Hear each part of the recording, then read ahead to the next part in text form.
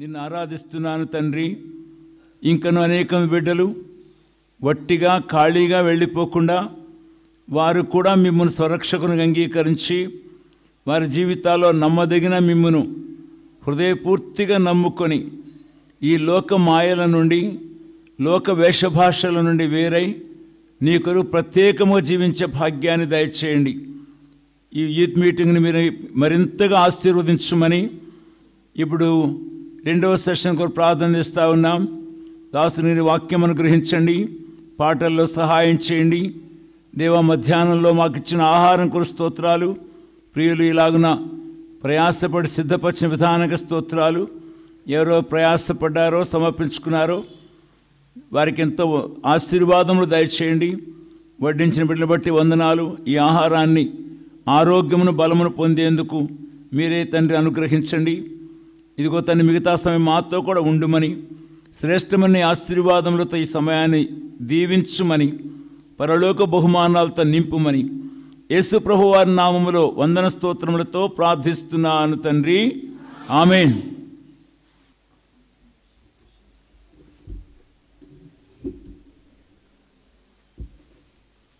ప్రభు కుమ్మరించు, ప్రభు కుమ్మరించు. 3 చరణాలు మాత్రం పాడుకుందాం. 1, 3, 5 చరణాలు. 578 పెద్ద బాలు నమస్కారం. ప్రభు కుమ్మరించు, ప్రభు కుమ్మరించు, దీవెనల వర్షము కుమ్మరించు, ప్రభు కుమ్మరించు, ప్రభు కుమ్మరించు.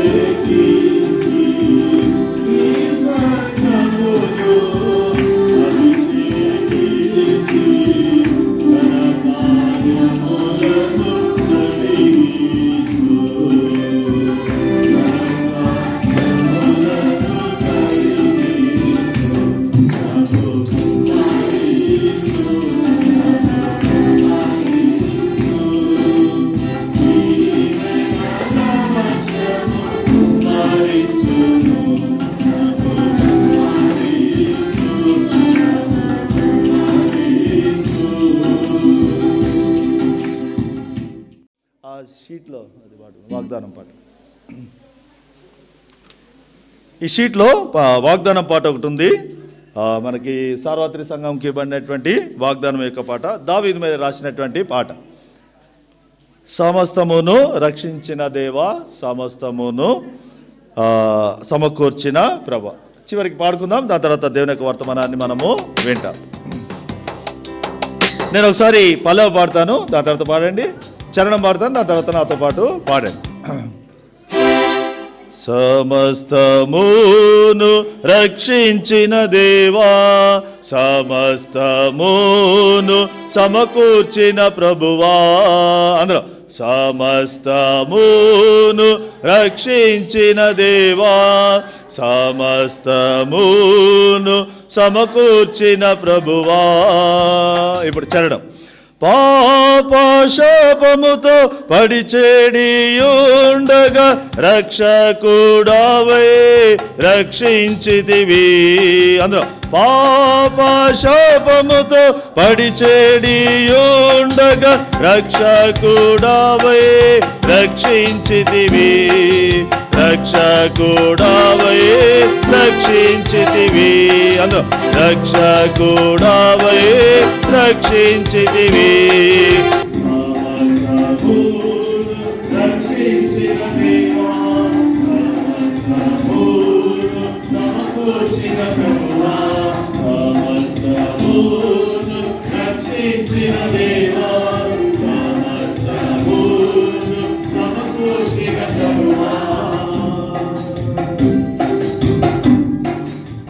1-2-7 చరణం మాత్రం పాడుతుంది. దాని తర్వాత మీరు నేర్చుకోండి. ఈ సంవత్సరం మొత్తం కూడా సార్వత్రిక సంఘం ఇచ్చినటువంటి వాగ్దాన మాట మీరు నేర్చుకోవచ్చు. ఓకేనా? రైట్. సమస్తమును రక్షించిన దేవా, సమస్తమును సమకూర్చిన ప్రభువా, సమస్తమును రక్షించిన దేవా, సమస్తమును సమకూర్చిన ప్రభువా. పాపశాపముతో పడిచేడియుండగా రక్షకుడవై రక్షించితివి. పాపశాపముతో పడిచేడియుండగా రక్షకుడవై రక్షించితివి, రక్షకుడవై రక్షించితివి. సమస్తమును రక్షించిన దేవా, సమస్తమును సమకూర్చిన ప్రభువా, సమస్తమును రక్షించిన దేవా, సమస్తమును సమకూర్చిన ప్రభువా.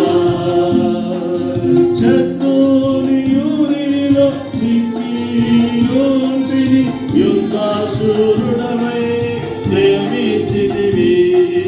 శత్రుని యూరిలో చిక్కియుంటిని, యుద్ధాశూరుడవై జయమిచ్చితివి, యుద్ధాశూరుడవై జయమిచ్చితివి. సమస్తమును రక్షించిన దేవా, సమస్తమును సమకూర్చిన ప్రభువా, సమస్తమును రక్షించిన దేవా, సమస్తమును సమకూర్చిన ప్రభువా. శ్రమయుబోధ శోధన వేదనలో ఆశ్రయుడవై చేర్చుకొంటివి.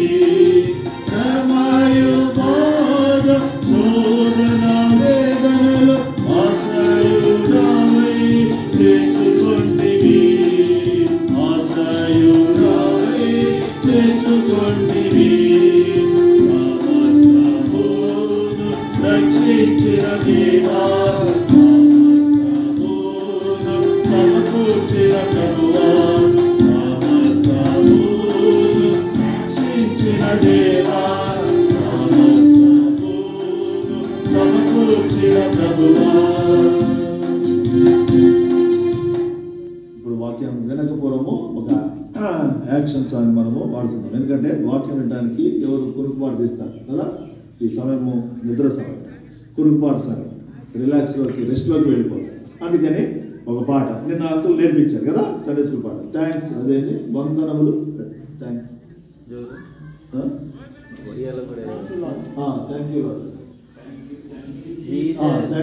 చేస్తారా? మన తెలుగులో వాడండి, అందరూ తెలుగులో వాడండి.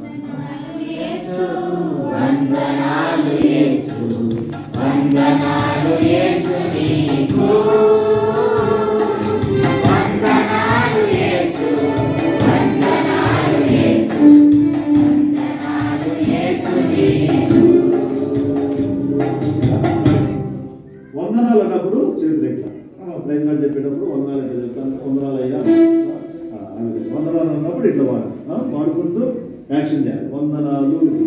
యేసు అంటే యేసు అంటే యేసు ప్రమాణంలోనే 3 గుర్తులు ఉంటాయి. ఒకటేమో టూమ్ అంటే ఒకటేమో క్రిబ్ అంటే పశువుల పాక అనేది యేసు ప్రభు సింబల్. రెండవది ఏంటి?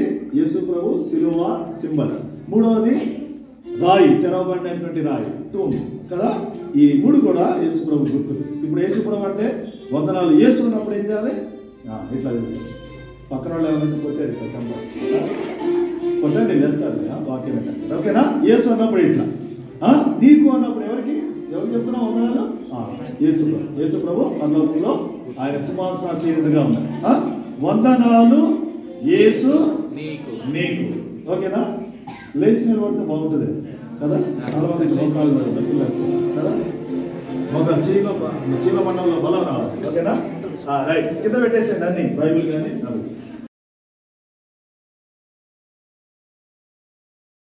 సోదరుడు తెలుగులో వాడతారు, మీరు యాక్షన్ చేయాలి, ఓకేనా? రైట్. వందనాలు అన్నప్పుడు ఇంతే, యేసు అన్నప్పుడు ఇట్లా, ఓకేనా? నీకు అన్నప్పుడు ఓకేనా? మీరు ఓన్లీ మాట్లాడండి, ఓకేనా? వందనాలు యేసు, వందనాలు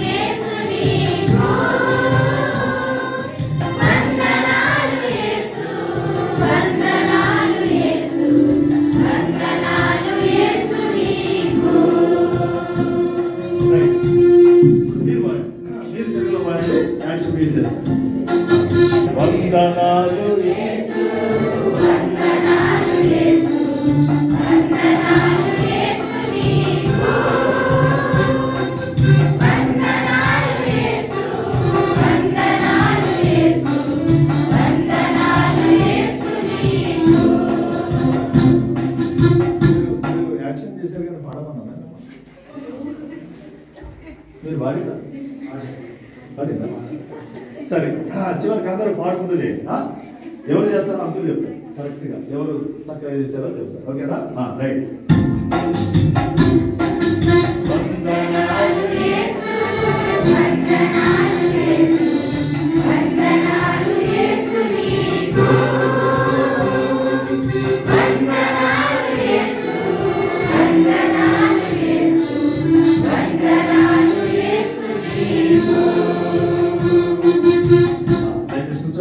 దేవునికి వాక్యం ఉందా? అంకులు చెప్పాలి కదా, ఎవరు చక్కగా చేశారు చూశారు వాయిస్. నేనైతే చూశాను కాబట్టి సిస్టర్సే బాగా. ఒకసారి ఒరియాలో పాడదాం, మామూలుగా పాడదాం.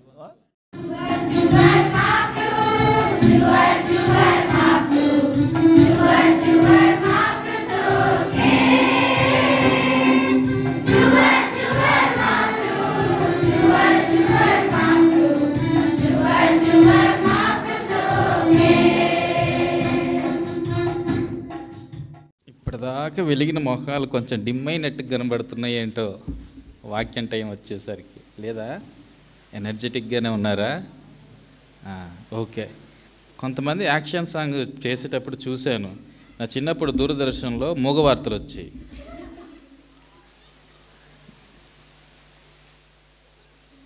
ఏదో డ్రిల్ చేసినట్టు చేశారు కానీ ఎంజాయ్ చేయలేదు. దేవుని వాక్యాన్ని ఎంజాయ్ చేయాలి, దేవుని మాటలను ఎంజాయ్ చేయాలి. ఏమండి, మన ఆనందం ఎవరిలో? మన ప్రభువులోనే. యెహోవా యందు ఆనందించేవారు ఎలా ఉంటారు? ఏమండి, ఎంతో బలంతో ఉంటారు. ఎలా ఉంటారు? ఎంతో వెలుగుతో నింపబడతాయి వాళ్ళ ముఖాలు. మన తలల మీద ఎప్పుడు కూడా ఏముండాలా? నిత్యానందం ఉండాలి. ఎవరి తలల మీద? మాట్లాడట్లేదు. ఎవరి తలల మీద? నా తల మీద అనండి. ఎప్పుడు డిమ్ముగా కూర్చోబెట్టారు కట్టేసి, మధ్యాహ్నం నుంచి పంపిస్తే పోలే 5 దాకా 6 దాకా కూర్చోబెడుతున్నారు అన్నట్టు కూర్చోమాకండి. ఓకే, మీరు మంచివాళ్ళు, మంచిగా పాడి నుంచి వచ్చారు చక్కగా. అందరూ కూడా దేవుని వాక్యం వినడానికి రండి. ముగింపుగా కొన్ని మాటలు మనం విందాం, ప్రార్థన చేసుకుందాం. ప్రేమల తండ్రి, దయగల దేవా, ఇప్పటి వరకు నీ సన్నిధానంలో మరి నిన్నటి ఉదయం నుంచి ప్రభా చివరి సెషన్ వరకు కూడా నీ వాక్యం ద్వారా ఆదరించబడ్డానికి, ఆనందించడానికి ప్రభు గొప్ప నిరీక్షణతో కూడినటువంటి విశ్వాసాన్ని కొనసాగించడానికి కావలసిన కృపను తండ్రి మాకు మీరు అనుగ్రహిస్తూ వచ్చారు. ఏ మాటలైతే విన్నారో అది వారి జీవితంలో కార్యరూపం దాల్చున్నట్లు పరిశుద్ధాత్మదేవ ప్రతిరోజు వారిని మీరు దర్శించి వారిని పురుకొల్పండి, రేపండి. ఈ కొంత సమయం మరలా నీ మాటలు ధ్యానిస్తుండగా అల్పుడును ఆ పాత్రనయ్యా కనికరించండి. నీ మాటలు నా నోటి ఉంచి సహాయపడుతురండి. సిలువ చాటును మరుగుపరుచుకున్నామని యేసు నామంలో ప్రార్థించి అడిగి వేడుకుంటున్నాము తండ్రి, ఆమేన్.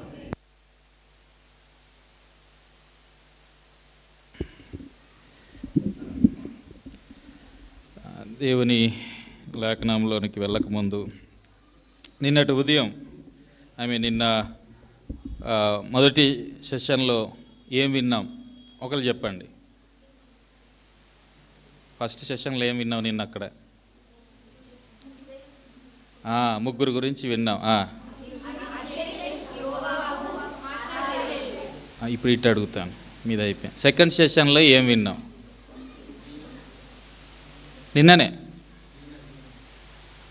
దీనా. ఓకే, వెరీ గుడ్, దీనా.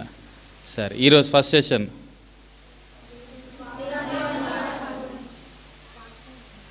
రెండు సెషన్లు వాగ్దానాల మీద నడిచింది. కరెక్ట్గా దాన్ని కరెక్ట్గా అర్థం చేసుకోవాలి. ఫస్ట్ సెషన్ దేని మీద వెళ్ళింది? వాగ్దానాలు ఎన్ని రకాలు అన్నట్లుగా, లేదంటే ఎన్ని విధాలుగా అన్నట్లుగా అన్న చెప్పారు. సువార్త వాగ్దానం, రక్షణ వాగ్దానం, ఇంకేం చెప్పారు? రాసుకున్నారా? దాని తర్వాత ధ్యానం చేయండి. సెకండ్ సెషన్ ఇటు అడుగుతున్నా, ఇటు కాదు. సెకండ్ సెషన్ మాట్లాడట్లేదు. సెకండ్ సెషన్లో వాగ్దానములు చేసిన దేవుని యొక్క గుణగణాలలాగా మనం మాట్లాడుకోలేదా? ఆయన నమ్మదగిన దేవుడు, నెరవేర్చే దేవుడు, వాగ్దానాలు నెరవేర్చే దేవుడు, ఆయన సామర్థ్యం కలిగినటువంటి దేవుడు. సో విన్న వాక్యాన్ని నెమరు వేసుకున్నప్పుడు అది మన జీవితాల్లో ఎంతో లోతుగా పనిచేస్తాయి. సరే, ఈ ముగింపులో ఇంకొన్ని మాటలు మీ ముందు ఉంచాలని ఆశపడుతున్నాను. నిన్న మధ్యాహ్నము రెండో సెషన్లో దీనా గురించి మనం మాట్లాడుకుంటూ నేను ఒక విషయం చెప్పాను, ఇంపార్టెన్స్ ఆఫ్ హోలీనెస్, పరిశుద్ధత యొక్క ప్రాముఖ్యత. పరిశుద్ధంగా జీవించవలసినటువంటి అవసరత ఎంతగానో ఉంది. పరిశుద్ధత లేకుండా ఎవరు కూడా ఎవరిని చూడలేరు. ఎక్కడ ఉంటుంది? ఏ బుక్లో? హెబ్రీయులకు రాసిన పత్రిక చూడండి, 12 కదా, నాకు గుర్తులేదు, ఒకసారి చూడండి. 12-14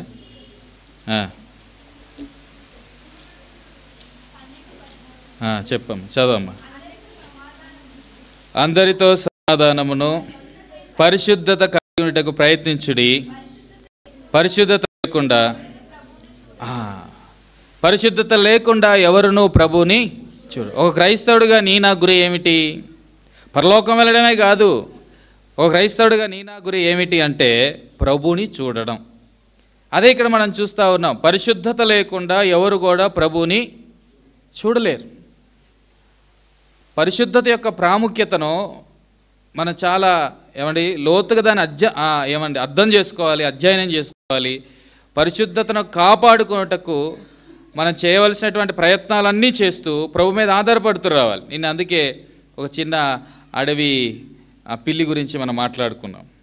అది ప్రాణం పోగొట్టుకోవడమే మిన్ననుకుంది పరిశుద్ధతను పోగొట్టుకోవడం కంటే. దానియేలు దగ్గర కూడా ఒక మాట మనం చూస్తూ ఉన్నాము. దానియేలు అక్కడ ఏమంటా ఉన్నాడు నిలవబడి, ఇదిగో రాజు భుజించే ఆహారము తిని నన్ను నేను అపవిత్రపరచుకొనకూడదు లేదా తను తాను అపవిత్రపరచుకోనకూడదు అని నిశ్చయించుకొని అక్కడ అధిపతితోటి లేదా అధికారితో అక్కడ మాట్లాడుతున్నట్టు లేఖనాల్లో మనం చూస్తున్నాం. ఒకవేళ దానియేలు మనసులో ఇలా అనుకోవచ్చు, నేను అందరి ముందు వెళ్ళి ఒకవేళ అధికారితో రాజు తినేటువంటి ఆహారం తింటే నేను అపవిత్రం అయిపోతాను, నన్ను నేను అపవిత్రపరచుకున్న వాడిని అవుతాను అని తెగించి చెబితే, ఒకవేళ అధికారి కోపం వస్తే నన్ను చంపేస్తే పరిస్థితి ఏంటి అని ఆలోచన చేసి ఆగిపోయవచ్చు. కానీ దానియేలుకున్నటువంటి ఆ తెగువ, దానియేలుకున్నటువంటి ఆ ధైర్యం ఏమండి, అది ఎంత గొప్పగా ఉంది అంటే అక్కడికి వెళ్ళి చెప్తాను, నిజం చెప్పేస్తాను, లేదంటే నా పరిస్థితి ఇది, నేను అలా చేయకూడదు అనేటువంటి విషయాన్ని ఖచ్చితంగా అక్కడ చెప్పేస్తాను. అలా చెప్పినటువంటి క్రమంలో ఆ అధికారి కోపం వస్తే రాని, నన్ను తీసుకుపోతే ఆ రాజు దగ్గరికి తీసుకుపోని, ఒకవేళ నన్ను చంపడానికి అప్పగిస్తే చంపడానికి అప్పగించని, నేను మాత్రము అపవిత్రమైంది తిని నన్ను నేను ఏం చేసుకోను, అపవిత్రపరచుకోను. సో ఇక్కడ మనం 2 చోట్ల మనం చూస్తున్నట్లయితే ఏమండి, యవనులు వారు ఎంత తీవ్రతతో ఉంటున్నారు. పరిశుద్ధ గ్రంథంలో మనం చూస్తే వారు పరిశుద్ధత కాపాడుకోవడం కోసము ప్రాణాలు సైతము వారు ఏం లక్ష్య పెట్టలేదు. అంటే దేనికి ఇంపార్టెన్స్ ఇచ్చారు? పరిశుద్ధతకా ప్రాణానికా? పరిశుద్ధతకి. ఈ దినాన మనం దేనికి ఇంపార్టెన్స్ ఇస్తున్నాము? పరిశుద్ధతకా ప్రాణానికా? ఫ్యాక్ట్, నిజం చెప్పాలి, ప్రాణానికి ఎక్కువ ఇంపార్టెన్స్ ఇస్తూ ఉంటున్నాం కదా, పరిశుద్ధతకి ఇవ్వట్లేదు. అంటే దాని గురించినటువంటి ఏమందామో ఆలోచన కానీ, దాని గురించినటువంటి అమ్మో నా పరిశుద్ధత నేను కాపాడుకోవాలనేటువంటి తీవ్రత కానీ కనబడినటువంటి దినాల్లో బ్రతుకుతున్నాం. ఎటు చూసినా కూడా మాలిన్యంతోనే ఉండిపోయింది ఈ ప్రపంచము. మాలిన్యంతో నింపబడ్డ ఈ ప్రపంచంలో పరిశుద్ధంగా జీవించాలి అంటే నిన్న మాట్లాడుకున్నట్లుగానే వాక్య సహాయము కావాలి, పరిశుద్ధాత్మని యొక్క సహాయం కావాలి. ఈ రెండింటి సహాయముతోటి మనం పరిశుద్ధంగా జీవించడానికి పూనుకోగలం. సో పరిశుద్ధంగా జీవించమని చెప్పగలిగినటువంటి దేవాతి దేవుడు ఎవరైనా ఉన్నారా అంటే ఆయన కేవలం ప్రభువైన యేసుక్రీస్తు వారే. యేసు తప్ప మరి ఏ దేవుడు కూడా పరిశుద్ధంగా జీవించడని చెప్పలేదు. యేసు తప్ప మరి ఏ దేవుడు కూడా నేను పరిశుద్ధుణ్ణి అని కూడా మనం చూసి ఉండం. లేరు, ఎవరు కూడా లేదు. ఆయన ఒక్కడే పరిశుద్ధుడు. అందుకే పేతురు రాసిన మొదటి పత్రిక 1వ అధ్యాయంలో అంటాడు, నేను పరిశుద్ధుడని ఉన్న ప్రకారం మీరును, హీ కమాండెడ్, ఆయన ఆజ్ఞాపిస్తూ ఉన్నాడు నేను పరిశుద్ధుణ్ణి అని. చూడండి ఒక మాట, మొదటి తెస్సలోనికలు రాసిన పౌలు తెస్సలోనికలకు రాసిన మొదటి పత్రిక 5వ అధ్యాయము చూడండి 23-24 వచనాలు.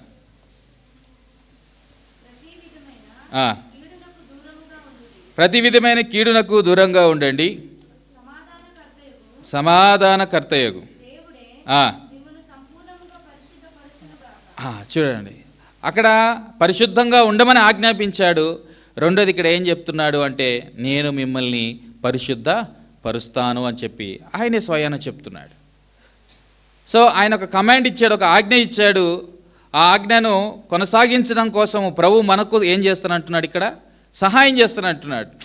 మనకేమనిపించింది అంటే అమ్మ పరిశుద్ధంగా జీవించడం చాలా కష్టమండి, ఈ భయంకరమైనటువంటి ప్రపంచంలో పరిశుద్ధంగా జీవించడం అంటే అంత సామాన్యమైన విషయం కాదు అన్నట్లుగా మనం ఒక ఎక్స్క్యూజ్ ఏదో కోరుతూ ఉంటాం, లేదంటే నా వల్ల కావట్లేదు అన్నట్లుగా కొన్ని ఏవో మాటలు చెప్తూ ఉంటాం.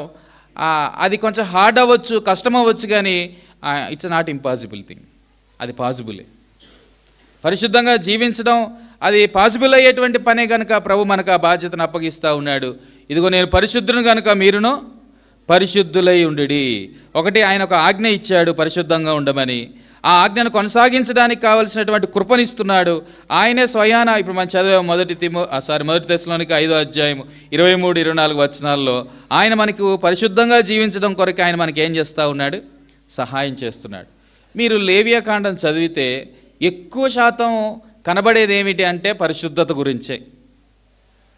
జ్యూస్ కల్చరు యూదుల్లో వాళ్ళు పిల్లలకి అట్లీస్ట్ 12 years ఏజ్ వచ్చేలోపు 5 పుస్తకాలు, మొట్టమొదటి ఉన్న 5 పుస్తకాలు ఏమేమి? ఆదికాండం, లేవియాకాండము. 12 సంవత్సరాల వయసు వచ్చేసరికి ఈ 5 పుస్తకాలు పిల్లలకు అంటతా అయిపోతాయి. జ్యూస్లో వాళ్ళ ట్రెడిషన్లో వాళ్ళ కల్చర్లో 5 పుస్తకాలు. 12 తిప్పేస్తే ఎంత? మాట్లాడరండి, పెద్ద హార్డ్ క్వశ్చన్ అడిగాను. 21 వచ్చినా కూడా మనకు కనీసం ఒక పుస్తకం కూడా ఏమవ్వట్లేదు, కంటత అవ్వట్లేదు. అంటే వాళ్ళు అంత తీవ్రంగా ఎంచేవాళ్ళు. ఆ సెకండ్ థింగ్ ఏంటంటే లెవిటికస్, ఆ లేవియా కాండానికి ఎంతో ఆ లోతుగా వాళ్ళ జీవితంలో అప్లై చేసుకుంటూ వాళ్ళు ముందుకు వెళ్ళారు. లేవియా కాండం చదివితే ఫుడ్లో వాళ్ళు పాటించవలసినటువంటి పరిశుద్ధత గురించి కనబడతాయి, వస్త్రధారణ పరిశుద్ధత గురించి కనబడుతూ ఉంటుంది, వాళ్ళ జీవన శైలి లేదా వారి పండగలు, లేదంటే వారు ఆ ప్రభుకు అర్పించవలసిన అర్పణల విషయమైన పరిశుద్ధత, ఇలా చూసుకుంటూ పోతే లేవియాకాండం అంతా కూడా కేవలము రిచువల్గా ఆచారమైనటువంటి పరిశుద్ధత మాత్రమే కాదు, కానీ అన్ని రకాల పరిశుద్ధత గురించి లేవియాకాండంలో కనబడింది. అన్నిటికంటే ఎక్కువగా నెగ్లెక్ట్ చేయబడుతున్న పుస్తకం ఏమైనా ఉందా అంటే అదేం బుక్? లేవియాకాండం ఒకటి, సంఖ్యాకాండం ఒకటే. అది లాస్ట్లో చదువుదాం అనుకుంటారు, చదవరు తొందరగా. కానీ హోలీనెస్ యొక్క ఇంపార్టెన్స్, పరిశుద్ధత యొక్క ప్రాముఖ్యత తెలియాలి అంటే లేవియాకాండం తప్పక చదవాల్సింది. అంత క్లియర్గా అక్కడ చాలా చోట్ల చాలా విషయాలు మెన్షన్ చేస్తాడు. ఇప్పుడు అవన్నీ ధ్యానం చేసే సమయం కాదు, ఒక 3 విషయాలు మీకు చూపిస్తాను చూడండి. లేవియాకాండంకి వచ్చినట్లయితే 20వ అధ్యాయము రండి 7-8 వచనాలు. లేవియాకాండము 20వ అధ్యాయము ఏమండి చదవండి 7-8 వచనాలు. కావున మిమ్మల్ని మీరు పరిశుద్ధపరచుకొని పరిశుద్ధులై ఉండుడి, నేను మీ దేవుడినైన యెహోవాను, మీరు నా కట్టడలను ఆచరించి వాటిని అనుసరింపవలెను, నేను మిమ్మల్ని పరిశుద్ధపరచు యెహోవాను. ఇక్కడ ఓవరాల్గా చూస్తే ఆయన ఒకటే మాట చెప్తున్నాడు, be holy because I'm holy. మీరు పరిశుద్ధంగా ఉండండి, నేను పరిశుద్ధుడును గనుక. ఇదొకటి ఇలాగ పెట్టుకోండి. ఇది తండ్రి చెప్తున్నట్లుగా మనకు కనబడుతూ ఉంటుంది. అదే ఆ లేవియాకాండానికి రండి 19వ అధ్యాయం 2వ వచనం. లేవియాకాండం 19:2. మీరు పరిశుద్ధులై ఉండవలెను,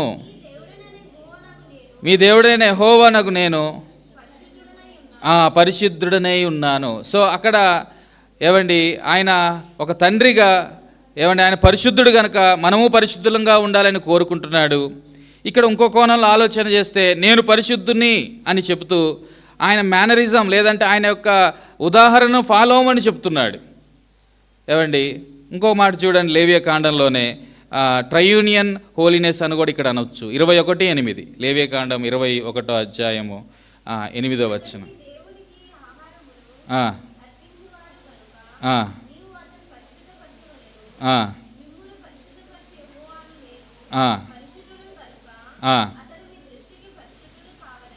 ఈ 3 వచనాల తర్వాత మీరు దగ్గర పెట్టుకొని చదవండి.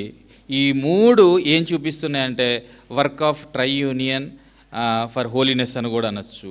పరిశుద్ధత కొరకైనటువంటి త్రిత్వం యొక్క కార్యాలకు కూడా మనకు కనబడుతుంది. తండ్రి ఆయన ప్యాషన్, ఆయన యొక్క ఏమండి తీవ్రత, ఆ పరిశుద్ధత విషయమైనటువంటి తీవ్రత. రెండోది వచ్చేసరికి కుమారుడు యొక్క ప్యాటర్న్, కుమారుడు పరిశుద్ధంగా జీవించి ఒక మేనరిజం లేదంటే ఒక మాదిరిని చూపించి వెళ్ళాడు. మూడోది వచ్చేసరికి పవర్ ఆఫ్ హోలీ స్పిరిట్, పరిశుద్ధాత్ముని యొక్క శక్తి మనం పరిశుద్ధంగా జీవించడానికి దోహదపడుతుంది కనబడుతూ ఉంటుంది. ఒకటి ప్యాషన్ ఆఫ్ ఫాదర్ కనబడుతుంది, రెండోది ఏమో ప్యాటర్న్ ఆఫ్ జీసస్ సన్ అని చెప్పచ్చు, మూడోది వచ్చేసరికి పవర్ ఆఫ్ హోలీ స్పిరిట్. ఈ ముగ్గురు అనగా త్రిత్వంలో ఉన్నటువంటి ఈ 3 పర్సన్స్, ఈ ముగ్గురు కూడా మనకి ఏం చూపిస్తున్నారంటే హోలీనెస్, పరిశుద్ధత యొక్క ఇంపార్టెన్స్ చూపిస్తున్నారు. ఇది రాన మనలో ఆ ప్యాషన్ ఉండాలి. ఏమిటి ఆ ప్యాషన్ అంటే నేను పరిశుద్ధంగా బ్రతకాలి, నేను పరిశుద్ధంగా జీవించాలనేటువంటి ఆ ప్యాషన్ లేకపోతే మనం పరిశుద్ధంగా బ్రతకలేం.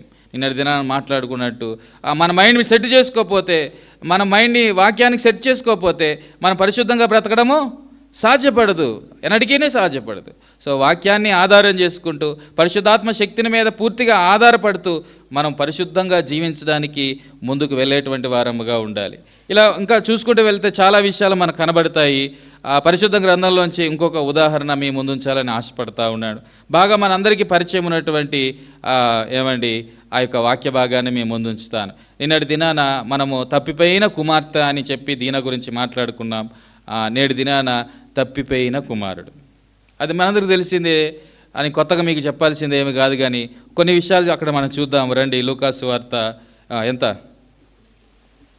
ఎక్కడ ఉంటుంది తప్పిపోయిన కుమారుడు? మాట్లాడట్లేదు. తీయండి. లూకాసు వార్త 15వ అధ్యాయము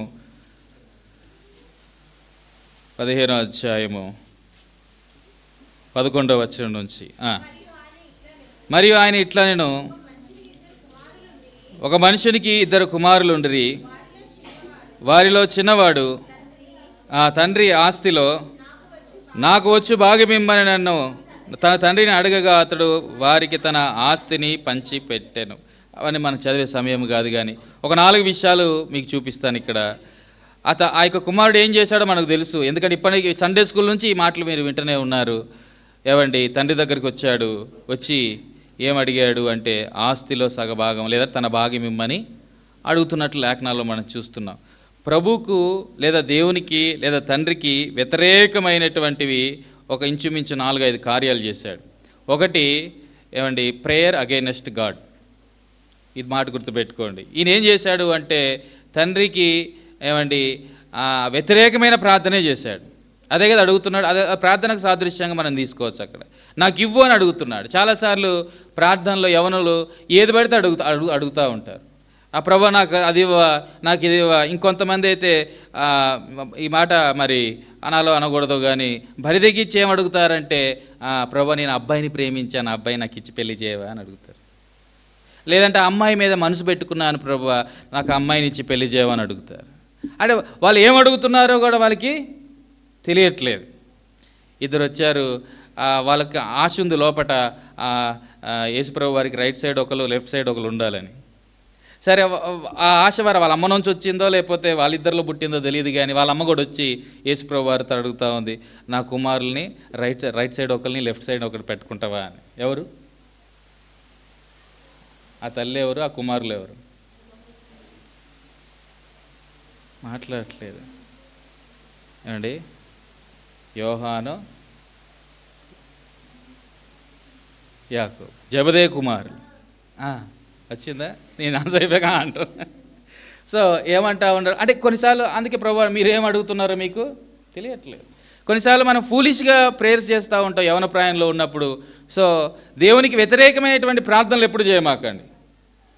కొన్నిసార్లు నేను ఎందుకు పుట్టాను అన్నట్టుగా, ప్రభు నన్ను చంపే అన్నట్టుగా ప్రార్థన చేస్తారు. అంటే వాళ్ళు ఏం ప్రార్థన చేస్తున్నారో కూడా వాళ్ళకి తెలియకుండానే ప్రార్థన చేస్తారు. అంటే వాళ్ళ ఇష్టాలు నెరవేర్చడం కోసం లేదా నెరవేర్చుకోవడం కోసం ప్రభు దగ్గరికి వచ్చి ఏం చేస్తారంటే అడుగుతూ ఉంటారు. జాగ్రత్త సుమి. అందుకే కీర్తన 106లో ఉంటుంది కదా ఒక మాట, చూడండి. ఈ కీర్తన 106వ అధ్యాయం 15వ వచనంలో, కీర్తన 106:15,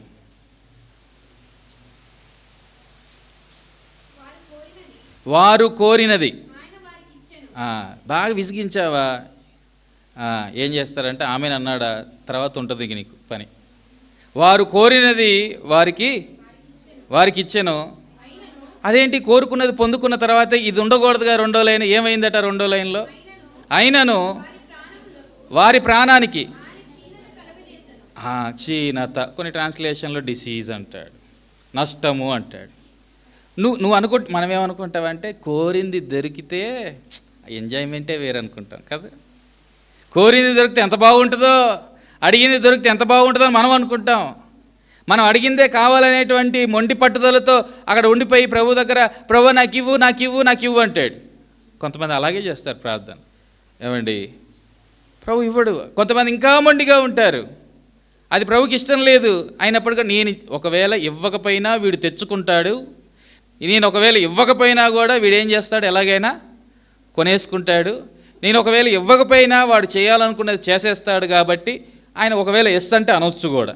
ఏమండి, బిలాము ఉన్నాడు, నేను పోదునా వద్దా అన్నాడు. ఫస్ట్ ఏమన్నాడు దేవుడు? వద్దు అన్నాడు. తర్వాత ఎందుకు ఎస్ అన్నాడు? అంటే దేవుడు మనసు మార్చుకుంటాడా? సందేహమే లేదు. నేను నో అన్నా వాడు మైండ్లో ఫిక్స్ అయిపోయాడు. ఏమని? వెళ్ళాలి, నాకు ఆ ఇంటెడు బంగారం కావాలి. ఏమండి, అంతలో వచ్చి రిక్వెస్ట్ చేశారు కదా, ఇంటెడు బంగారం కావాలి, అది కావాలి, ఇది కావాలి. మైండ్లో ఫిక్స్ అయిపోయాడు, ఎస్ నేను వెళ్ళాల్సిందే అని. అందుకే కొన్నిసార్లు ప్రభు కోరింది ఇచ్చేస్తాడు. అది ఏమనాలి అంటే మన దుంప దించడానికి అంటారు దాన్ని. ఆ తర్వాత కూర్చొని ఏడుస్తూ ఉంటాయి, అబ్బా అనవసరంగా ఆ రోజు నేను ప్రభుని వేధించి అడిగాను అని. చాలామంది దినాన్ని యవనస్తులు అలాగే ఏమండి ఏదో దేనో నచ్చుతారు, ఇంకేదో కావాలనుకుంటారు, తల్లిదండ్రులకు వచ్చి అలాగే అడుగుతూ ఉంటారు, డాడీ అది కొనిపెడతావా లేదా, అది కొనిపెడతావా లేదా, అది కొనిపెడతావా లేదా. విసికిన తండ్రి ఇచ్చేస్తాడు.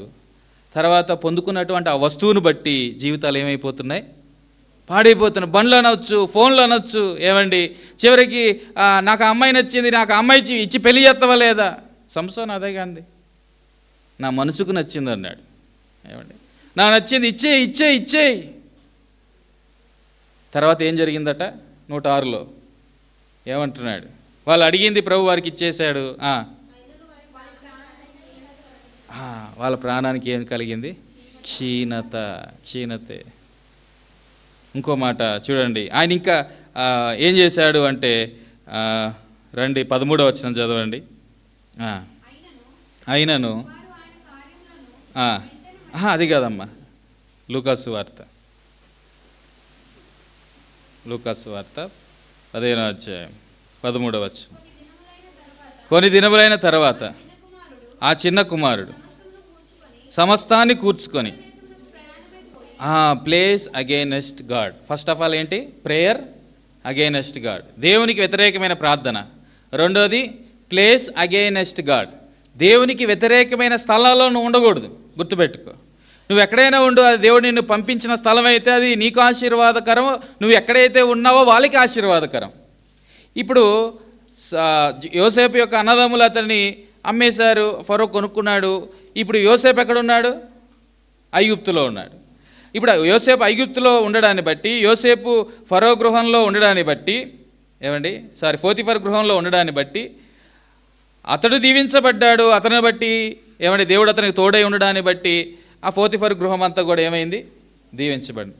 నీవు దేవునికి వ్యతిరేకమైనటువంటి స్థలాల్లో ఉన్నట్లయితే, అది నీకు బ్లెస్సింగ్ఫుల్గా ఉంటుందని నువ్వు అనుకున్నట్లయితే, అది ఏమందామంటే అది మూర్ఖత్వమే. ఇతడు ఏమనుకున్నాడు అంటే, నేను ఆ ప్లేస్కి వెళ్ళిపోతాను. ఏ ప్లేస్ అది, ఏం ప్లేస్ అది, దూరదేశం అట. Moving far from the house of God. చాలాసార్లు దేవునింటికి దూరంగా వెళ్ళిపోతారు చాలామంది యవనస్తులు, దేవుని సన్నిధానానికి దూరంగా వెళ్ళిపోతారు. అక్కడికి వెళ్ళిపోయి ఏదో చేద్దాం అనుకుంటారు, అక్కడికి వెళ్ళిపోయి ఎంజాయ్ చేద్దాం అనుకుంటూ ఉంటారు. అలాగే అనుకున్నాడు ఈ తప్పిపోయిన కుమార్తె. అందుకే నిన్న చెప్పాను, మీరు ఇంటికి వెళ్ళాక కూడా దీనా లైఫ్ని, ఈ తప్పిపోయిన కుమారుడు లైఫ్ని ప్యారలల్గా పక్కన పెట్టి చూడండి. వాళ్ళ డిజైర్స్ ఒకేలాగా ఉన్నాయి, వాళ్ళ డెసిషన్స్ ఒకేలాగా ఉన్నాయి. వాళ్ళ డెస్టినేషన్, వాళ్ళ గమ్యాలు కూడా ఒకే రకంగా ఉంటాయి. ఇద్దరు నష్టపోయారు, చాలా నష్టం జరుగుతూ ఉంది.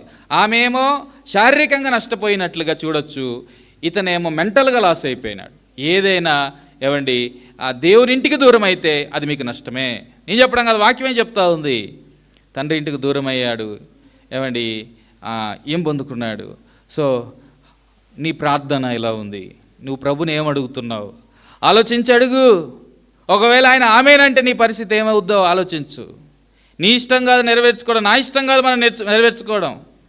ప్రభా నీ ఇష్టం ఏంటి? అసలు రియల్ ప్రేయర్కి ఆ డెఫినేషన్ ఏంటి అంటే, మామూలుగా ప్రేయర్ అంటే ఏంటి, మనకేం కావాలో అది అడుగుతాం. ఇది నర్సరీ స్టూడెంట్స్ అన్నమాట. అంటే ఆత్మీయంగా బేసిక్గా నర్సరీ స్టాండర్డ్లో ఉన్న వాళ్ళు చేసే ప్రార్థనలు. ఆత్మీయంగా ఉన్నతమైన స్థాయిలో ఉండేటువంటి వాడు చేసే ప్రార్థన ఎలా ఉంటుంది చెప్పనా, ప్రభా నీ అవసరత ఏంటో చెప్పు, అది నేను చేస్తాను అని. భూమి మీద నిన్ను నన్ను ఎందుకు పుట్టించాడు? ఆయన పనికి మనం అవసరం ఉన్నాం. నీ దగ్గర ఏ తలాంతులు లేవని నువ్వు అనుకుంటున్నావేమో. ప్రతి ఒక్కరికి తలాంతి ఇవ్వబడుతూ ఉంది. ప్రతి ఒక్కరి విషయంలో ప్రభు ఒక సంకల్పం, ఉద్దేశం కలిగి ఉన్నాడు. అది నెరవేర్చడం కోసమే ప్రభు నిన్ను నన్ను మనల్ని అందరం కూడా ఏర్పాటు చేసుకుంటా ఉన్నాడు. అందుకే దూరదేశానికి వెళ్ళిపోయేటువంటి ఆలోచనలోంచి దూరంగా ఉండు, దేవునింటికి దగ్గరగా ఉండు. అదే ఇక్కడ మనం చూస్తున్నాం. కుమారుడు ఫస్ట్ ఆఫ్ ఆల్ మొట్టమొదటిగా అతడు ప్రేయర్ అగైనెస్ట్ గాడ్, దేవునికి వ్యతిరేకమైన ప్రార్థన చేశాడు. సెకండ్ థింగ్ ఏంటంటే ప్లేస్ అగైనెస్ట్ గాడ్.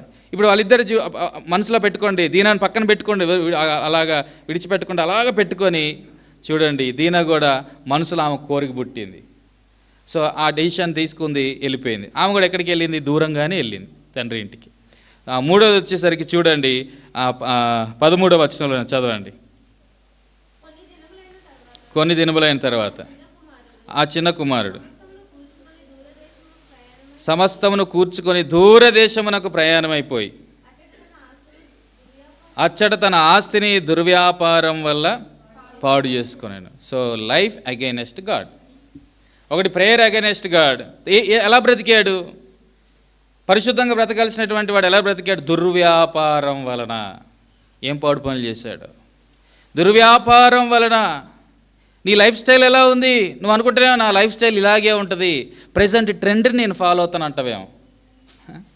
లోకం ఎలా ఉందో ఆ మేనర్ని ఫాలో అవుతాను అంటున్నావేమో. నీ లైఫ్ స్టైల్ ఎలా ఉంది? నీ లైఫ్ స్టైల్ అది దేవునికి ఏమైనా ఆయాసకరంగా ఉందా? దేవునికి వ్యతిరేకంగా ఉందా? ఇతని లైఫ్ స్టైల్ ఎలా ఉంది? పూర్తిగా దేవునికి ఆయాసమును, దుఃఖాన్ని మిగిలిచ్చేదిగా ఉంది. నేను అనుకుంటాను అది ఉపమానమైనప్పటికీ కూడా ఒకసారి ఆలోచన చేద్దాం. ఏమండి, ఆ తండ్రి కుమారుడు బయటికి వెళ్ళిపోయిన కాంచి రోజు ఎదురు చూస్తున్నాడేమో, రోజు అలా బయట ఉండి అటు ఇటు తిరుగుతున్నాడేమో, ఏడి నా కుమారుడు ఈ రోజైనా వస్తాడేమో. ఒకవేళ వీధిలో అందరూ అడుగుతున్నారేమో, ఏమయ్యా ఏం కుమారుడు కన్నావు, భలేవాణ్ణి కన్నావే, వాడు ఆ దేశానికి పోయి పాడు పనులు చేస్తూ ఉన్నాడు, నీ ఆస్తిలో సగభాగం తీసుకొని వెళ్ళిపోయాడు కదా, వాని కోసం ఎందుకయ్యా నువ్వు ఎదురు చూస్తున్నావు అని ఒకవేళ అడిగి ఉన్నారేమో. కానీ ఏ రోజైనా తండ్రి ఏమండి వద్దు నాకు ఆ కొడుకు అనుకున్నాడా? కుమారుడు తండ్రిని గుర్తుపట్టలేదు, కానీ తండ్రే కుమారుని ఏం చేశాడు? వాడు అంత దూరముగా ఉండగానే తండ్రి వాడిని గుర్తుపట్టి. వాని లైఫ్ స్టైల్ ఎలా ఉందంటే ఎవరు గుర్తుపట్టలేనంతగా మారిపోయింది. గడ్డం పెరిగిపోయినాయి, చెప్పులు లేవు, వస్త్రం సరిగ్గా లేదు, కంపు కొడుతూ ఉంది, ఎవరు వాని దగ్గరకు కూడా తీసుకోవట్లేదు. అనుకుంటున్నావే మన లైఫ్ స్టైల్ చాలా బాగుంది అని. వాక్యం మన అద్దంలోకి తొంగి చూస్తే అర్థమవుద్ది నీ లైఫ్ స్టైల్ ఎంత ఘోరంగా మారిపోయింది. ఎలాగ ఉండవలసినటువంటి వాడు ఎలాగ మారిపోయావు? కారణం ఏంటంటే నీ జీవన శైలి దేవునికి వ్యతిరేకంగా ఉంది. ఒకటి ప్రార్థన దేవునికి, లేదా ప్రేయర్ అగైనెస్ట్ గాడ్. నీ ప్రార్థన, నీ విన్నపాలు దేవునికి వ్యతిరేకంగా ఎప్పుడు ఉండకూడదు. దేవుని చిత్తానుసారంగా ప్రార్థన చేయడం నేర్చుకో. రెండోది ప్లేస్ అగైనెస్ట్ గాడ్. దేవునికి వ్యతిరేకమైనటువంటి స్థలాల్లో నీవు జీవించకూడదు. ఇంకో మాటలు చెప్తే దేవునికి అయిష్టమైనటువంటి స్థలాల్లో కూడా మనం ఉద్యోగాలు చేయకూడదు. అడగాలి ప్రభువుని, అలాంటి చోట్ల ఉద్యోగాలు చేయకూడదు. ఒకసారి ఒక దైవజనుడు ఇలాగ చెప్తా ఉన్నారు. ఆయన పెద్ద ఇంజనీరు, చదువుకున్నాడట వాళ్ళ అబ్బాయి. చదువుకుంటే ఒక కంపెనీ వాళ్ళు మంచి ఆఫర్ ఇచ్చారు ఆయనకి. మంచి ఆఫరు, నెలకు 1 lakh ప్యాకేజ్ ఇచ్చారు, ₹1,00,000 శాలరీ. ఒక పెద్ద ఇండస్ట్రీ అనమాట. సరే ఏంటి ఆ ఇండస్ట్రీ అంటే బీర్ ఇండస్ట్రీ. ఏం ఇండస్ట్రీ? అక్కడ ఇప్పుడు ఏం చేయాలా? ప్యాకేజ్ ఎంత? 1 lakh. వద్దా? ఏమండి వెళ్ళాలా? దేవునికి వ్యతిరేకమైన ఉద్యోగాలు కొన్ని ఉంటాయి, ఆయన చిత్తంలో లేని సాతానుడు ఆఫర్ చేసేవి ఉంటాయి కొన్ని. సో అవి ఆ ప్లేస్ ఏదైనా అవ్వచ్చు, నీ ఉద్యోగమో నీ వ్యాపారమో, ఏమండి నువ్వు జీవిస్తున్నటువంటి ప్లేస్ ఏదేమైనప్పటికీ కూడా దేవుని వ్యతిరేకమైన స్థలాల్లో ఉండకూడదు. సో ఒకటి prayer against God, place against God. మూడోది ఏంటి? లైఫ్ స్టైల్ అగైనెస్ట్ గాడ్, నీ జీవన విధానం. 4వది చూద్దాము, 15వ వచనానికి రండి. 15వ వచనం.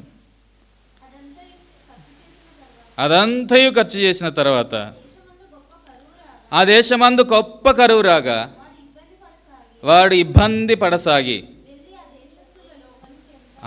వెళ్ళి ఆ దేశస్తుల్లో ఒకని చెంత చేరేను. ఒకని చెంత ఇదేం చూపిస్తుంది అంటే ఫెలోషిప్ అగైనెస్ట్ గాడ్. దేవునికి వ్యతిరేకమైన వారితో సహవాసం కూడా చేయకూడదు. అదే ఎవరితో సహవాసం చేయాలా? తండ్రితో సహవాసం కాదనుకున్నాడు, వద్దనుకున్నాడు, వెళ్ళిపోయాడు. నా స్నేహితులే నా సహవాసం అనుకున్నాడు. స్నేహితులు ఉన్నారు, కొన్ని రోజులు చుట్టూ ఉన్నారు స్నేహితులు. వీని పరుసు ఖాళీ అయ్యేదాకా ఉన్నారు స్నేహితులు.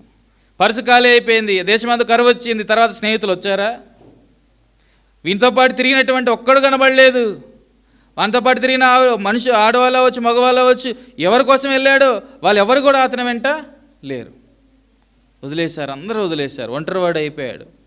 ఏం చేయాలో అర్థం కానిటువంటి పరిస్థితి. అక్కడికి ఇక్కడికి పరిగెడతా ఉన్నాడు. ముద్ద దొరికిద్దనే కదా, అసలుకే కరువు, ఎవరు పెడతాడు? ఎవ్వరూ ఒక ముద్ద పెట్టట్లేదు.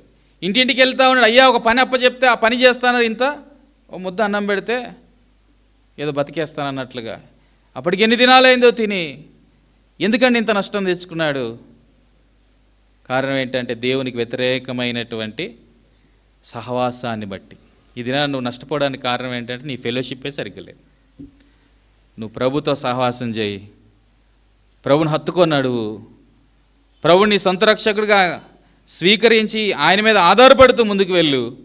ఇదిగో సింహపు పిల్లలు లేమి గలవై ఆకలిగొంటాయేమో, తను ఆశ్రయించు వారికి ఏ మేలు కొదువై ఉండదు. దేవుడు అన్యాయస్తుడు కాదు మళ్ళీ విడిచిపెట్టడానికి. ఆయనతోనే సహవాసం చేయి. కొంత నీకు ఆలస్యం అవ్వచ్చు, ఆ ఆలస్యం వెనుక దేవుని యొక్క ఎంతో గొప్ప ఆశ్చర్యకరమైనటువంటి ఆలోచన ఒకటి ఉందని గ్రహించు. అంతేగాని ఆలస్యం అవుతా ఉంది కాబట్టి నేను ఉండను ప్రభు, వెళ్ళిపోతాను, లేదా ఇంకో నా ఓన్ డెసిషన్స్, నా సొంత నిర్ణయం ఏదోటి తీసుకుంటాననేటువంటి రీతిలో సొంత నిర్ణయాలు తీసుకున్నావా, తర్వాత ఆ ప్రాబ్లం నువ్వు ఎప్పటికీ కూడా రెక్టిఫై చేయలేవు. అదొక మచ్చలాగా ఉండిపోయేది జీవితం. అందుకే నీ ప్రేయర్ దేవునికి నీ ప్రార్థన దేవునికి వ్యతిరేకంగా ఉండకూడదు. రెండోది స్థలము, ఆ ప్లేస్ దేవునికి లేదా స్థలము దేవునికి వ్యతిరేకంగా ఉండకూడదు. మూడోది నీ జీవిత విధానం, జీవన శైలి దేవునికి వ్యతిరేకంగా ఉండకూడదు. నాలుగోది నీ సహవాసం దేవునికి వ్యతిరేకంగా ఉండకూడదు. చివరాఖరి ఒక మాట చెప్పేసి ముగిచ్చేస్తాను. 17వ వచనం చదవండి. 17. అయితే బుద్ధి వచ్చినప్పుడు వాడు నా తండ్రి యొద్ద కూలివాన్లకు అన్నము సమృద్ధిగా ఉన్నది, నేనైతే ఇక్కడ ఆకలికి చచ్చిపోయి ఉన్నాను. నేను లేచి నా తండ్రి యొద్దకు వెళ్ళి, తండ్రి పరలోకమునకు విరోధముగాను నీ ఎదుట పాపం చేసి తిని, ఇక మీదట నీ కుమారునని అనిపించుకున్నటకు నేను యోగ్యుడను కాను. నన్ను నీ కూలివానిగా ఒకనిగా పెట్టుకోమని అతనితో చెప్పుదును అనుకొని. చూడు, అయితే ఏ తిండి కోసం, ఏ ఎంజాయ్మెంట్ కోసం, దేనికోసం అయితే అతను బయటికి వెళ్ళాడో దొరికాయా? ఎంజాయ్మెంట్ కోసం బయటికి వెళ్ళాడు, దొరికిందా? ఏదో 2-3 రోజులు దొరికొండొచ్చు. ఇప్పుడు ఏం చేస్తా ఉన్నాడు? ఏడుస్తున్నాడు, కన్నీరు గారుస్తున్నాడు, విలిపిస్తున్నాడు. ఈ బుద్ధి వచ్చింది, ఏమంటున్నాడు? నా తండ్రి ఇంటికి వెళ్ళిపోతాను, నా డాడీ దగ్గరికి వెళ్ళిపోతాను. ఆయన ఇంటైతే సమృద్ధిగా అయిన ఆహారం ఉంది, సమృద్ధి అయిన ఆహారం. ఇప్పటికే ఈ 4 విషయాలు నువ్వు తప్పిపోయావేమో. ఒక మంచి పని చేయగలిగాడు. ఇప్పుడు ఏంటంటే రిటర్నింగ్ టు గాడ్, దేవుని వద్దకు తిరిగి రావాలని ఒక మంచి నిర్ణయం, తండ్రి ఇంటి వద్దకు తిరిగి రావాలనేటువంటి ఒక మంచి నిర్ణయం అతని జీవితాన్ని మార్చేసింది. అక్కడే ఉండిపోతే, ఒకవేళ నా తండ్రి నన్ను చేర్చుకోడేమో అనేటువంటి ఆలోచనతో ఉండిపోతే, నా యేసు దినమెల్లా ప్రతి ఒక్కరి కోసం కూడా చేతులు చాపి పిలుస్తూనే ఉన్నాడు. నా ప్రియమైన చెల్లి, నా ప్రియమైన తమ్ముడా, ఇంకెందాక ఆయనకు దూరంగా ఉంటావు? నీ ప్రార్థన విధానం సరిగ్గా లేదే, నువ్వు పనిచేస్తున్న స్థలము సరిగ్గా లేదే, నువ్వు ఎంపిక చేసుకున్నటువంటి స్థలము సరిగ్గా లేదే, నువ్వు ఎవరితో సహవాసం చేస్తున్నావు అది సరిగ్గా లేదే, నీ యొక్క జీవన శైలి సరిగ్గా లేదే. ఈ 4టిని బట్టి ఇప్పటికే నీ జీవితం ఎవరు గుర్తుపట్టలేనటువంటి స్థాయికి దిగజారిపోయావేమో. ఇప్పుడైనా అట్లీస్ట్ ఒక మంచి డెసిషన్ తీసుకో. అయితే ఇప్పటికే డెసిషన్ తీసుకున్నావేమో, తీసుకున్నటువంటి తీర్మానాన్ని చాలా తీవ్రంగా ఎంచి, ప్రభా ఇదిగో నమ్మకంగా నీ కోసం కడవరకు జీవిస్తాను అని పూర్తిగా నీ జీవితాన్ని ప్రభువుకు సమర్పించుకో. ఆ తప్పిపోయిన కుమారుడు తిరిగి తండ్రి వద్దకు వచ్చినప్పుడు తండ్రిని ఎట్టివేయలేదు, కానీ తండ్రి చేర్చుకున్నాడు. చక్కగా వాడిని చేర్చుకొని వాడిని ప్రేమించి వాడిని మెడ మీద పడి ముద్దు పెట్టినట్టు లేఖనాల్లో మనం చూస్తాం. అసలు అనుకున్నాడు కదా ఈ తప్పిపోయిన కుమారుడు, నేను నా డాడీ దగ్గరికి వెళ్ళిపోతాను. అక్కడ కొంత రిహార్సల్ చేశాడు. ఏమని రిహార్సల్ చేశాడంటే, నేను తండ్రి దగ్గరికి వెళ్ళిపోయి, తండ్రి ఇటు నీకునో పరలోకంలో దేవునికి వ్యతిరేకంగా నేను జీవించాను, నేను పాపం చేశాను. సో ఏమంటా ఉన్నాడు అక్కడ, ఈ కూలివాన్లో ఒకనిగా, నేను కుమారుని అనిపించుకోవడానికి కూడా నాకు అర్హత లేదు, ఆ కూలివాన్లో ఒకనిగా నన్ను చేసుకో అని అడుగుదామని వెళ్ళాడు. అక్కడికి వెళ్ళి ఆయన మాట్లాడిన మాటలు ఉంటాయి, మీరు తర్వాత చదవండి. నేను అనుకుంటాను వెంటనే ఆ తండ్రి కుమారుని యొక్క నోరు మూసాడేమో. ఏమని? నువ్వు కూలివానివేంటి, నువ్వు నా కొడుకువి. నువ్వు కూలిదానివేంటి, నువ్వు నా కుమార్తెవి. నిజమే నువ్వు తప్పు చేసావు, కానీ ఇప్పుడు నువ్వు రియలైజ్ అయ్యావు. నిజమే నువ్వు దేవునికి లేదా నాకు ఆయాసకరమైనటువంటి పని చేసావు, కానీ నువ్వు రియలైజ్ అయ్యావు. కాబట్టి నిన్ను చేర్చుకుంటాను, నేను కుమారునిగానే చేర్చుకుంటాను, నేను కుమార్తెగానే చేర్చుకుంటాను, కానీ నేను ఒక కూలివానిగా నేను చేర్చుకోను అన్నట్లుగా వెంటనే ఆ కుమారుడు నోరు మూసేసి ఆ కుమారుని గట్టిగా హత్తుకున్నాడు. ఏమండి, అంతలా ప్రేమిస్తూ ఉన్నాడు దేవుడు. నా ప్రియమైన సహోదరి సహోదరుడా, ఇంకా ఎంతకాలము ప్రభువుని దుఃఖపెడుతూ నిన్ను నువ్వు దుఃఖపరుచుకుంటావు?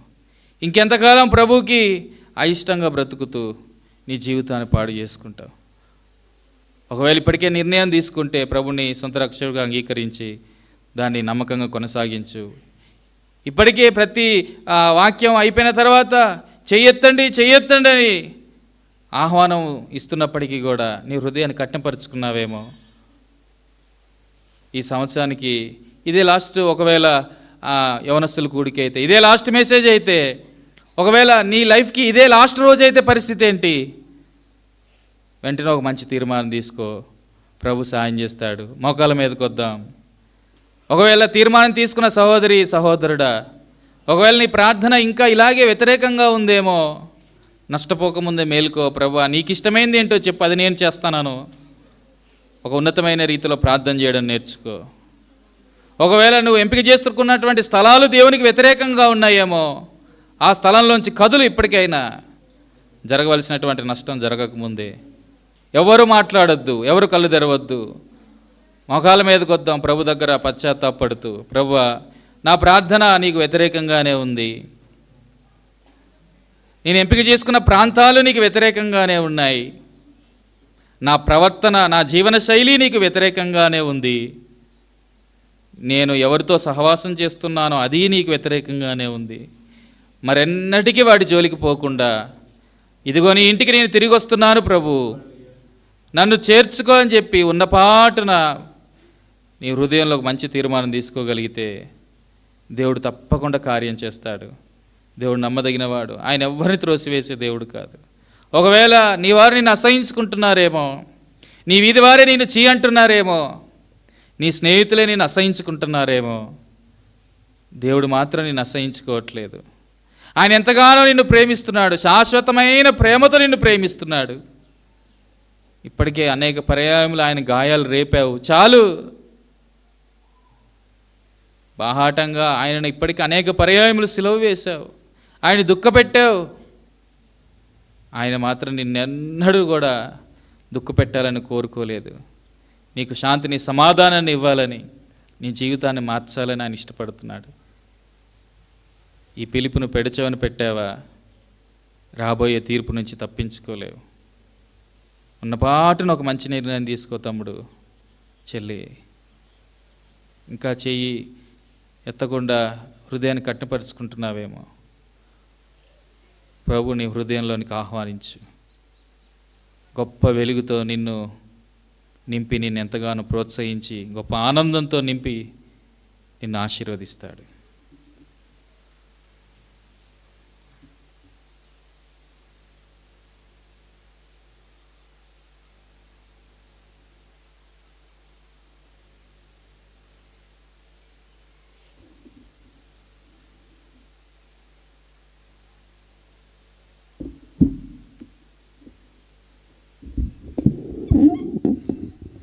నా ప్రియమైన తండ్రి,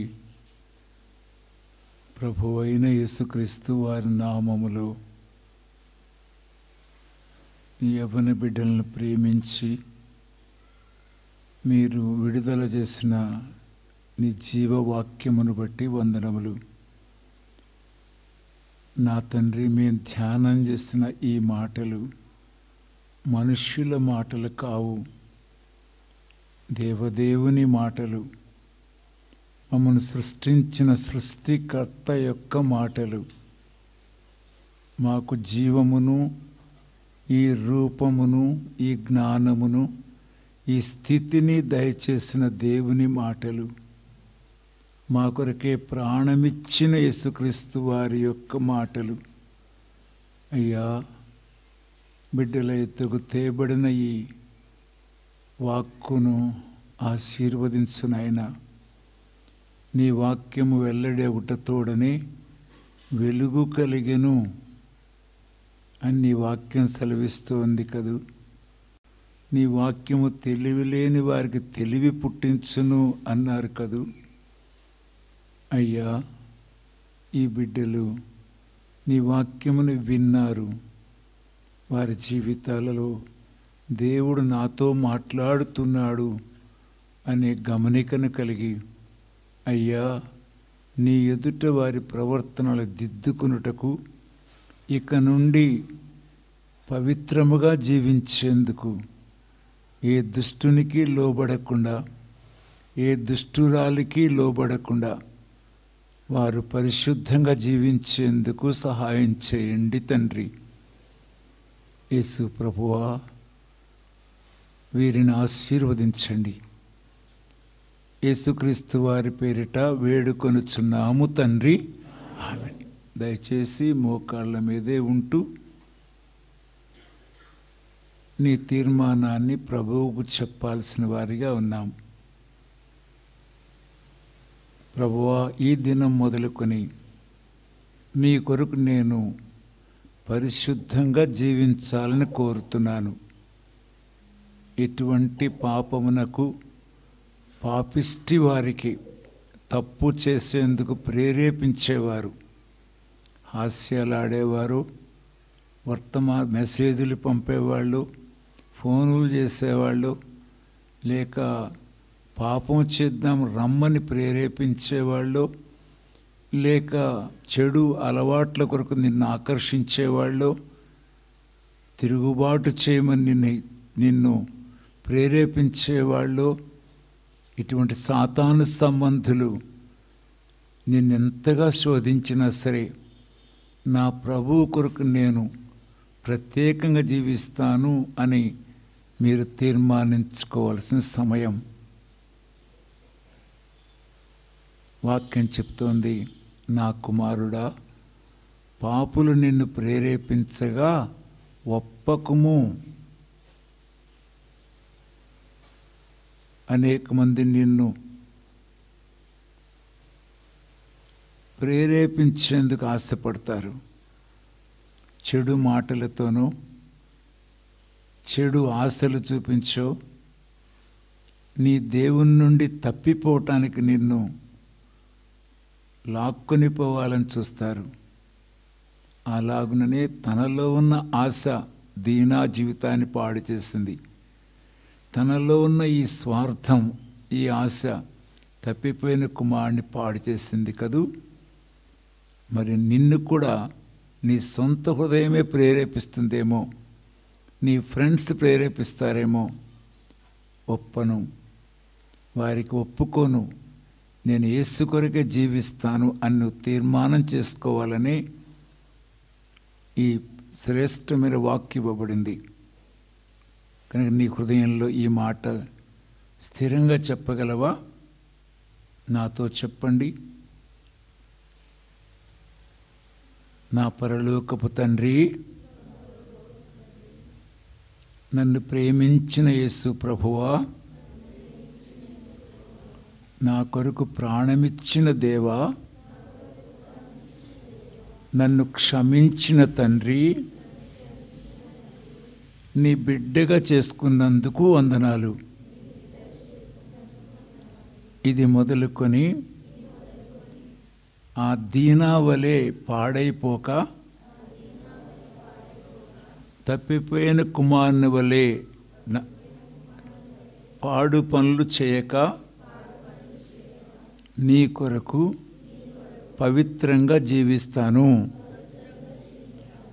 నన్ను ప్రేరేపించేవారికి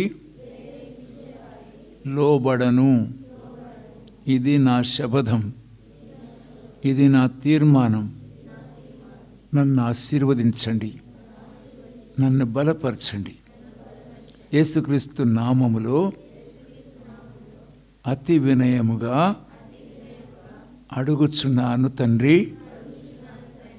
ఆమేన్. ప్రేమగల దేవా, బిడ్డలు తీసుకున్న ఈ తీర్మానమును ఆశీర్వదించండి. ఇది మొదలుకొని వీరి జీవితంలో ఆశీర్వాదమును మెట్టు వెంబడి మెట్టు అనుభవిస్తూ ఆత్మీయ ఆనందముతో నీ దృష్టిలో ఇష్టమైన వారిగా జీవించే భాగ్యాన్ని దయచేయండి. మీ చేతులకు అప్పగిస్తూ ఇందు నిమిత్తమై వ్యయ ప్రయాసలతో మా యొద్దకొచ్చి ఇలా పరిచర్య చేసిన మా ప్రియ దాసుల కొరకు స్తోత్రాలు. యవ్వన బిడ్డలు, వీడి కుమారుని బట్టి, ఐజక్ని బట్టి స్తోత్రాలు. నా తండ్రి ప్రియులు తండ్రి డేవిడ్ ప్రభువును బట్టి స్తోత్రాలు చెల్లిస్తున్నాను. ప్రియులు రవిని బట్టి స్తోత్రాలు చెల్లిస్తున్నాను. ఈ రీతిగా ప్రయాసపడిన వీరికి బహుగా ఆశీర్వాదములు దయచేయండి తండ్రి. ఈలాగా మేము కూడిక కలిగి ఉండేందుకు సహకరించిన వారందరినీ ఆశీర్వదించండి. ఆనంద సంతోషాలతో మమ్మల్ని తిరిగి పంపుమని, పెంచిన తల్లిదండ్రులు సంతోషించున్నట్లు, గ్రామము సంతోషించున్నట్లు, ముఖ్యముగా సంఘము ఆనందించినట్లు, మరి ముఖ్యంగా నీ హృదయం సంతోషించినట్లు ఈ బిడ్డలను మీరే ఆత్మశక్తితో నింపి పంపుమని యేసుక్రీస్తు వారి నామములో వేడుకొనుచున్నాము తండ్రి. ఆమేన్. తప్పిపోకుండా తొట్టిల్లకుండా మిమ్మల్ని కాపాడుటకును, తన మహిమ ఎదుట ఆనందముతో నిర్దోషులుగా నిలవబడుటకును